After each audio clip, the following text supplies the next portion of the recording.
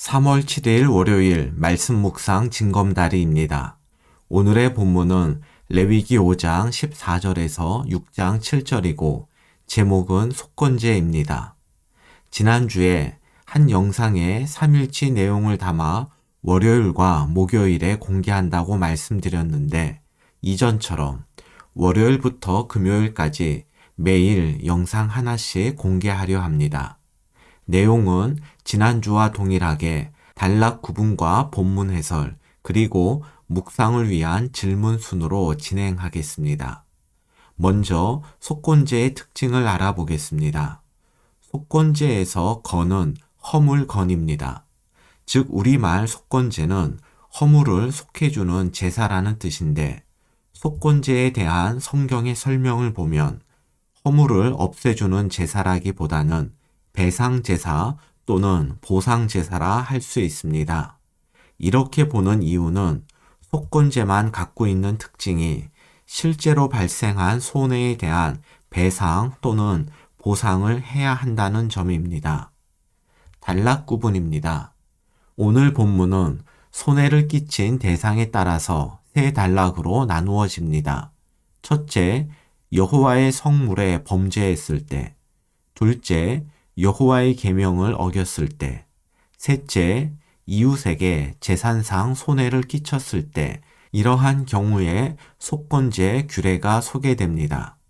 본문 해설입니다. 본문을 읽으면서 속건제의 규정과 이에 담긴 의미를 생각해 보겠습니다. 14절에서 16절입니다. 여호와께서 모세에게 말씀하여 이르시되 누구든지 여호와의 성물에 대하여 부지 중에 범죄하였으면 여호와께 속건제를 드리되 내가 지정한 가치를 따라 성소의 세겔로 몇 세겔 은에 상당한 흠없는 순양을 양떼 중에서 끌어다가 속건제로 드려서 성물에 대한 잘못을 보상하되 그것에 5분의 1을 더하여 제사장에게 줄 것이요 제사장은 그 속건제의 순양으로 그를 위하여 속죄한즉 그가 사함을 받으리라. 먼저 여호와의 성물에 범죄했을 경우에 속건제 규정입니다. 여호와의 성물은 크게 둘로 나눌 수 있습니다. 첫째, 하나님께 바친 제물 가운데 제사장에게 돌아갈 몫을 말합니다. 둘째, 하나님께 바친 동물, 집, 밭, 11조 등 모든 봉헌물을 말합니다.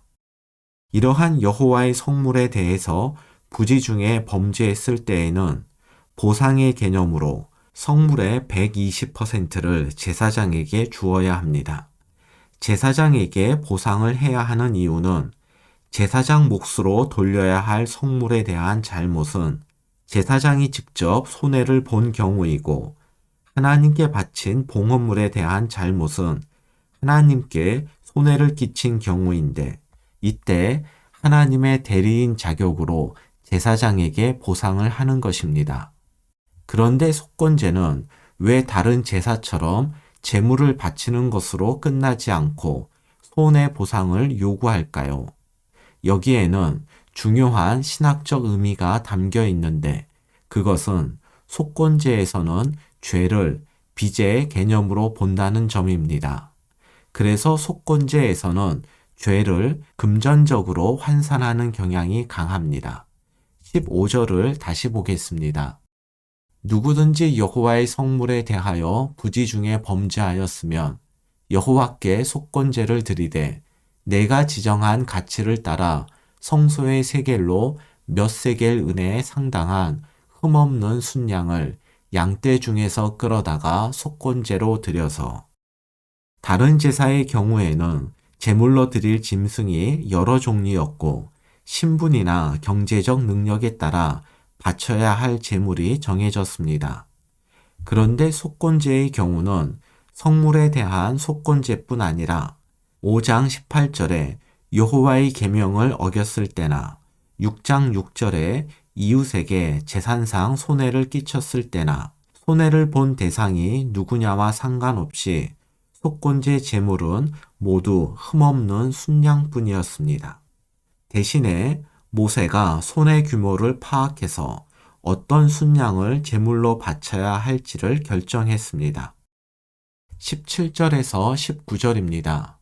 만일 누구든지 여호와의 계명 중 하나를 부지 중에 범하여도 허물이라 벌을 당할 것이니 그는 내가 지정한 가치대로 양떼 중 흠없는 순양을 속건 제물로 제사장에게로 가져갈 것이요 제사장은 그가 부지 중에 범죄한 허물을 위하여 속죄한즉 그가 사함을 받으리라.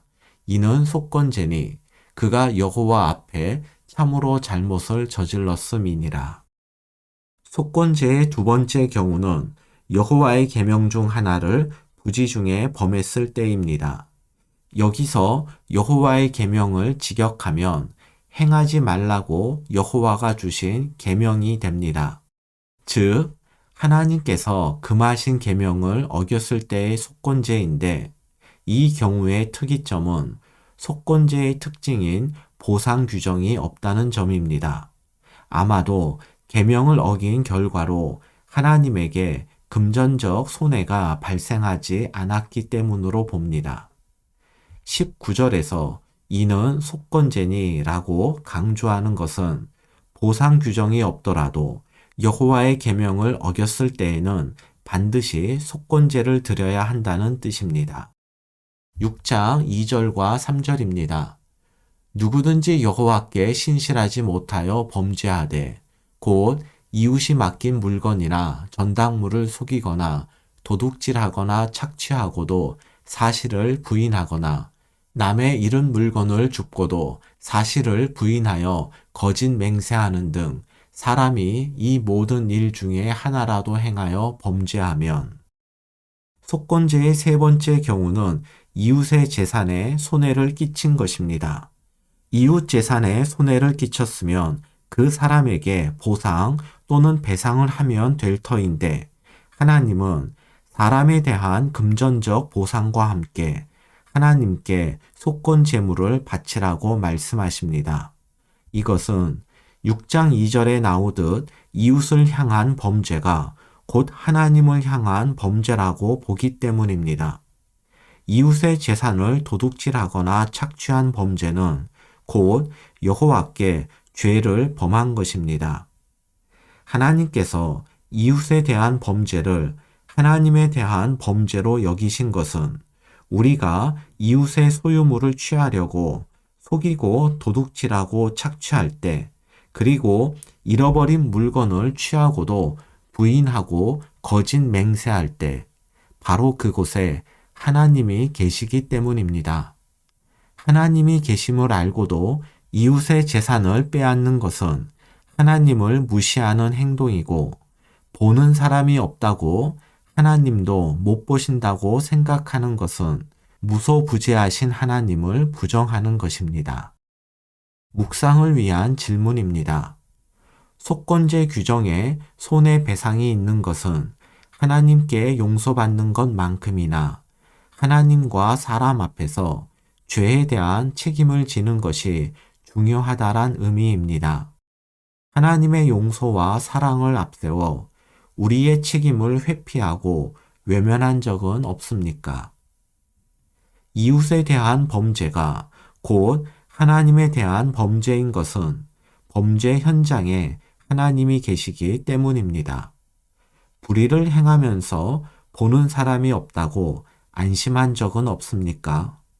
그곳에 하나님이 보고 계셨음을 기억하고 회개의 기도를 드립시다.